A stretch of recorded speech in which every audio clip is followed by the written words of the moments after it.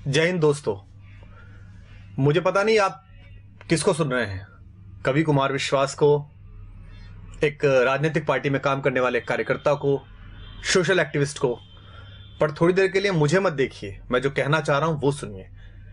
पिछले 2 दिन से सोशल मीडिया पर एक वीडियो देखा जिसमें कश्मीर में लोकतंत्र का सबसे बड़ा महापर्व चुनाव निर्विघ्न कराने के लिए गए हुए भारत के कुछ बेटे, हिंदुस्तान के कुछ वीर सिपाही, अर्धसैनिक बल सड़क पर जा रहे हैं और वहां कुछ शोहदे, कुछ लफंगे उनको थप्पड़ मार रहे हैं, गालियां दे रहे हैं, उनका हेलमेट छीन रहे हैं। वो सशस्त्र हैं, उनके हाथों में राइफल हैं, लेकिन उनके पैरों में इस तथाकथित कानून और कुछ मानवाधिकारों की बेड़ियां हैं।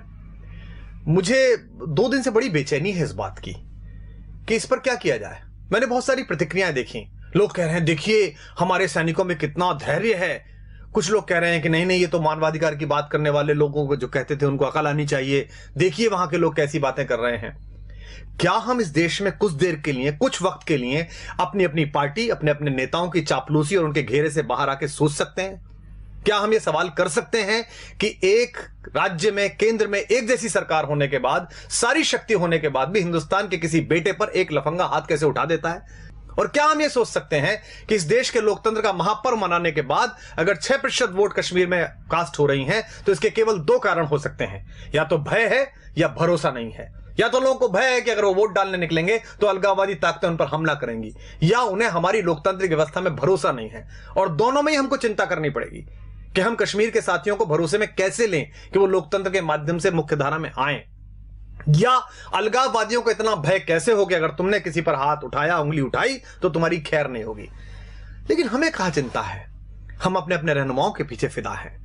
मोदी मोदी, अरविंद अरविंद, राहुल, हमारे पास चेहरे आते रहते हैं। Indira is India, India is Indira, Modi राज आ गया, योगी राज आ गया, AK राज आ गया, राहुल गांधी जीत गए। हमें पता ही नहीं है कि यह कुछ वक्त का काम है। मोदी हो, राहुल हो, अरविंद हो, योगी हो, कोई भी है, 5 साल, 10 साल, 25 साल, देश 5000 साल का है और मेरे और आपके जाने के बाद हजारों वर्ष रहेगा। लेकिन सोच के देखिए कि आप कंधार से लेकर ब्रह्म प्रदेश तक थे, लेकिन हमारी इन्हीं चुप्पियों ने और हमारी अपनी अपनी रियासतों, अपने अपने राजाओं के प्रति इन्हीं निष्ठाओं ने इस देश के टुकड़े करा दिए और हम चुप बैठे रहे। और आज हम अपने पूर्वजों को कोसते रहते हैं कि उनके रहते कैसा कैसे बट गया, हमारे रहते हो रहा है। दुष्यंत का एक शेर है, रहनुमाओं की अदाओं पे फिदा है दुनिया, इस बहकती हुई दुनिया को संभालो यारो। प्रधानमंत्री मेरे भी हैं, गृहमंत्री मेरे भी हैं। सदन में बोलने से काम नहीं चलेगा, बाहर एक्शन करके दिखाना पड़ेगा। हमारा एक बेटा वहां जासूसी के आरोप में पकड़ लिया है, बाहर से उठा के ले आए, बंद कर लिया है। हम सदन में चिल्ला रहे हैं, हम सड़कों पे चिल्ला रहे हैं, हम फेसबुक पे आउटरीच दिखा रहे हैं पाकिस्तान के खिलाफ। हम अमेरिका की तरफ मुंह करके कह रहे हैं कि आप पाकिस्तान को आतंकवादी देश घोषित कर दीजिए। क्यों? आपने कर दिया, आप कर दीजिए। सबसे पहले बैठिए पार्लियामेंट में और कहिए कि पाकिस्तान आतंकवादी देश है, हम इससे बातचीत नहीं करेंगे। लेकिन आपने तो उसे मोस्ट फेवर्ड नेशन का बिजनेस स्टेटस दे रखा है। कलेजे पे हाथ रख के बताइए, आप में से कितने लोग हैं जो पाकिस्तान से प्याज नहीं आई तो भूखे मर जाएंगे? आप में से कितने लोग हैं कि अगर पाकिस्तान से कपास नहीं आया तो वो ठंड में मर जाएंगे? और मरते हैं तो मर जाएं। हम महाराणा प्रताप की कहानियां पढ़कर बड़े हुए हैं, जहां लोगों ने घास की रोटी खाकर अपने स्वाभिमान, अपनी स्वतंत्रता, अपनी निजता की रक्षा की है। क्या हो जाएगा इन प्रतिबंधों से? अगर नहीं आएगी प्याज, नहीं आएगी वहां से कपास, तो क्या हो जाएगा?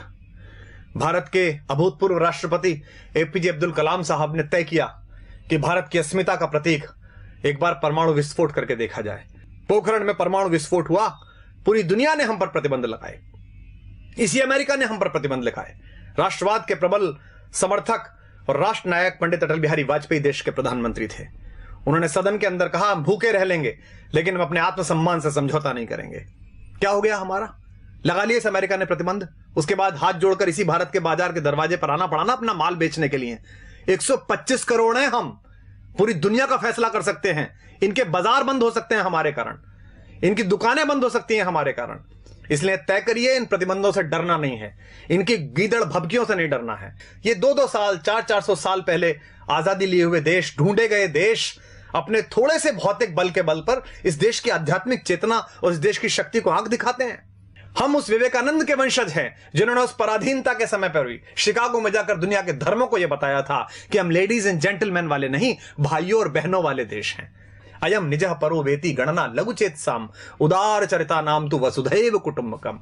इसलिए हम वसुधा को कुटुंब समझते हैं। लेकिन यह भी ध्यान रखिएगा, युद्ध की संभावना में जी रहे सब देश सुन लें, युद्ध भी है, बुद्ध भी है, जिसे चाहे उसे चुन लें। एक देश अगर आपकी तरफ इतने खतरनाक इरादे रखता है तो आपका व्यवहार समझ में नहीं आता, आप स्वधर्म में ही नहीं, आप तय ही नहीं कर पा रहे कि क्या करेंगे। इस देश को, लोगों को एक बार तय करना पड़ेगा कि हमारा स्टैंड क्या है। तो आप सबसे अनुरोध है कि ये जब कहा गया कि रहनुमाओं की अदाओं पे फिदा है दुनिया, इस बहकती हुई दुनिया को संभालो यारो, तो दुष्यंत ने इसी गजल में यह शेर भी कहा था कि कौन कहता है कि आकाश में सुराख नहीं हो सकता, एक पत्थर तो तबीयत से उछालो यारो। अगर आप राष्ट्रवाद का नाम लेकर लोगों का विश्वास मत हासिल करेंगे और उसके बाद राष्ट्रवाद के प्रबल प्रवर्तक बेटे वहां थप्पड़ से पीटे जाएंगे तो लोग आपसे सवाल करेंगे। अगर आप भ्रष्टाचार मुक्ति का पर्व लेकर दिल्ली में सरकार बनाएंगे और उसके बाद आप ही के लोग भ्रष्टाचार के घेरे में होंगे और आप मौन हो जाएंगे, उन्हें बचाने की कोशिश करेंगे, तो लोग आपसे सवाल पूछेंगे। क्योंकि सरकारें आनी जानी है, 5 साल 10 साल इन हवेलियों में, इन महलों में, इन 7 रेसकोर्स में, इन मुख्यमंत्री निवासों में आपकी अस्थियां नहीं गाड़ी जानी। ये देश याद रखता है फकीरों को, ये देश याद रखता है गांधी को, ये देश याद रखता है जयप्रकाश नारायण को। इसलिए आप सबसे अनुरोध है कि अपने अपने कोटरों से बाहर निकलिए, अपने अपने ब्रैकेट से बाहर निकलिए।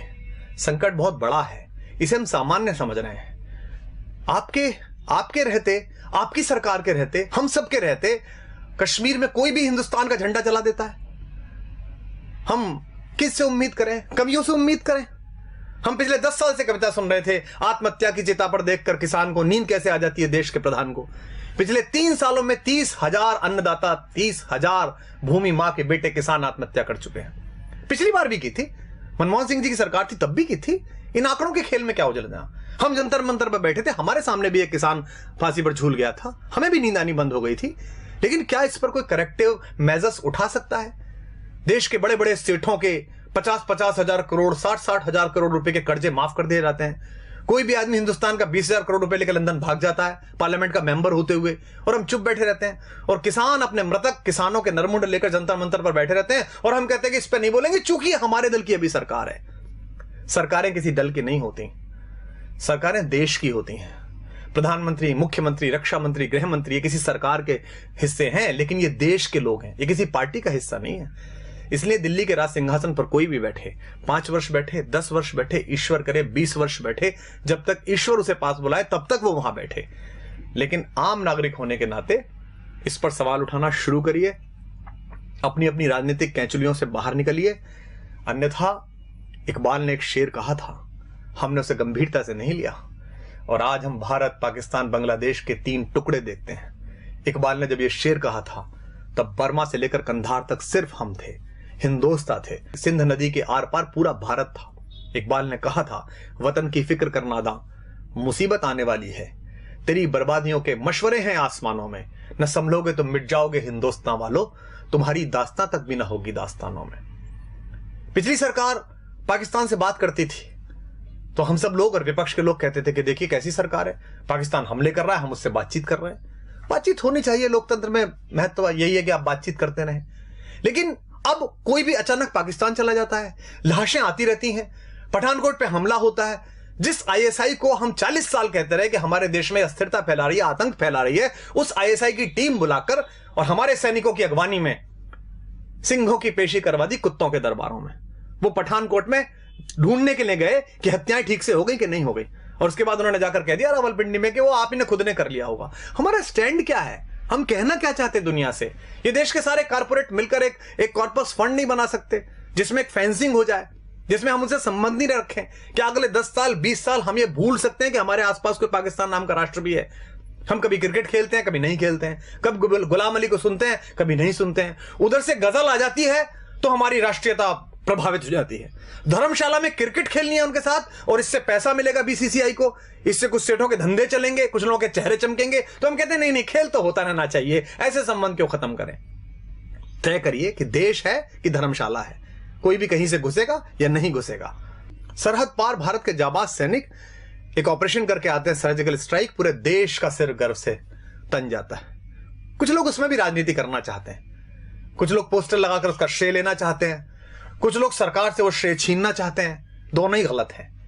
उन सैनिकों को सलाम जिन्होंने बहादुरी के साथ भारत माता का मान ऊंचा किया और घर में घुस के उन आतंकवादियों को मारा। लेकिन उसी सेना का एक सिपाही हमसे शिकायत करता है देश से कि भाई आपके नेता आपके अफसरों की मिली भगत से मेरी दाल वो खा गए, मुझे हल्दी का पानी पीना पड़ रहा है, तो हम चुप हो जाते हैं। हमको लगता है नहीं अब चुप रहो, सरकार तो अपनी है। वो सिपाही किसका है, सरकार का कि भारत का? वो सिपाही भारतीय जनता पार्टी, आम आदमी पार्टी या कांग्रेस का नहीं है, वो हिंदुस्तान का सिपाही है। अगर आपने उसके हक में बोलना बंद कर दिया तो हिंदुस्तान की माएं अपने बेटों को सजा के सरहद पे भेजना बंद कर देंगे। आप नहीं जाते लड़ने, सैनिक जाता है। इस उंगली में एक पिन घुसा कर देखिए, उससे पता चलता है कितना दर्द होता है। वो सीने पर गोली खाने के लिए तैयार रहता है आपकी दृढ़ता के बल पर। एक सिपाही कहता है कि मुझसे काम कराए जा रहे हैं घरेलू, मेरे प्रति अत्याचार किया जाता है, तो वो गायब हो जाता है, मृत मिलता है, और हम बोलते नहीं है इस पर।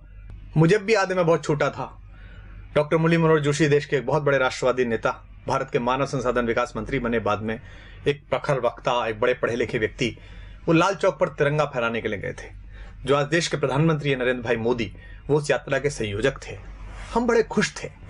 हमारे यहाँ कविता लिखी बलबीर सिंह करुण ने, कुछ देशभक्ति के मंत्र वहां हमने जाकर बांचे तो हैं, हम देशद्रोह के विषधर के फन पर चढ़कर नाचे तो हैं, आतंकवाद के अंधड़ को आगे बढ़ ललकारा तो है, धीमा ही सही तमाचा पर उसके मुंह पर मारा तो है, लो हमने जिद पूरी कर दी उस लाल चौक तक जाने की, अगली बारी रावलपिंडी पर यह झंडा फहराने की। हमने कविताएं पढ़ी, तालियां बजाई, मुझे अब भी रोमांच हो रहा है।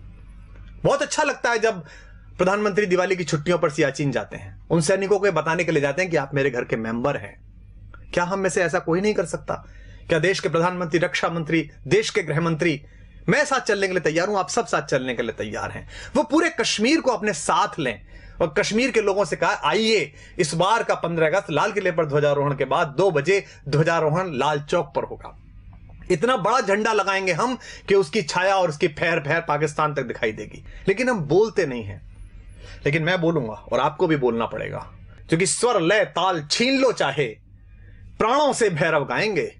हम भी अगर नहीं बोले तो खुद को क्या मुंह दिखलाएंगे? अपनी संततियों के लिए, अपने समय के लिए और अपने देश के लिए खुद को तैयार करिए। अन्यथा ध्यान रखिएगा, जो देश, जो समाज अपने वर्तमान की समीक्षा नहीं करता, उसे इतिहास तो आदर देता ही नहीं है, भविष्य भी उसके लिए रास्ता देने से इंकार कर देता है। तो आप सबसे अनुरोध है, यह कष्ट साझा है, मेरा भी है, आपका भी है, क्योंकि न तेरा है न मेरा है, यह हिंदुस्तान सबका है। नहीं समझी गई ये बात तो नुकसान सबका है। मुझे आशा है कि युग के इस छोटे से चारण की, युग के इस छोटे से चंद्रबरदाई की आवाज इन नवीन पृथ्वीराजों के कान तक पहुंचेगी, इन चंद्रगुप्तों के कान तक पहुंचेगी, चाहे वो दिल्ली के छोटे सिंहासन पर हों या दिल्ली के बड़े सिंहासन पर हों। और आशा है कि अपने सामान्य से नागरिक, एक सामान्य से कवि, एक सामान्य से कार्यकर्ता की बात सुनकर वो इस देश के बारे में गंभीरता से वही सोचेंगे जो ये देश सोचता है। अगर आपको ये बात ठीक लगी हो तो इसे दूसरों तक पहुंचाइए। इस आवाज को इतनी बड़ी बनाइए कि इस देश की सरकारों को, इस देश में पॉलिसी तय करने वालों को, इस देश की गति नियति की दिशाएं तय करने वाले उन सब लोगों के कानों तक, उनकी आंखों तक ये आवाज पहुंच सके। जय हिंद, जय भारत, वंदे मातरम। तो दोस्तों, हिमालय न्यूज की खबरों को लेकर अपनी राय नीचे दिए कमेंट बॉक्स में शेयर करना ना भूलें। और अगर अभी तक आपने अपने चैनल हिमालय न्यूज को सब्सक्राइब नहीं किया तो फौरन सब्सक्राइब करें। आपका भरोसा ही हमारी ताकत है, जो हमें झूठ को बेनकाब करने का हौसला देता है। तो देखते रहिए himalaynews.com।